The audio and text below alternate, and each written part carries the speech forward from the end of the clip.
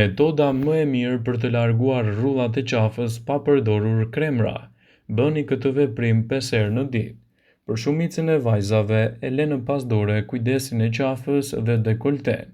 Është çështje e mungesës së kohës. Ndoshta ato thjesht nuk e dinë se qafa dhe dekolteja janë pjesët e para të trupit që trajtojnë moshën e vërtet të tyre. Produktet që përdoren për kujdesin e përditshëm të fytyrës duhet të aplikohen edhe në qafë dhe në dekolte, qoftë pastrues, locion tonifikues, maska ose hidratues.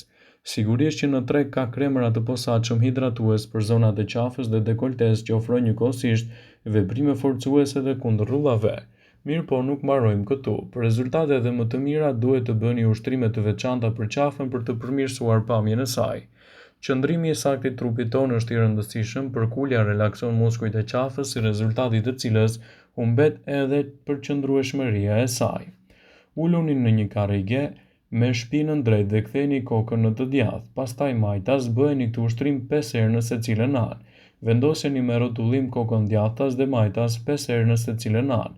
Pastaj e vendosni kokën prapa dhe shikoni lart me gojën mbyllur. Përdoreni situatën duke u përtypur diçka për rreth 30 sekonda. Ky ushtrim aktivizon shumë muskujt e qafës dhe është më i dobishëm kundër rrullave.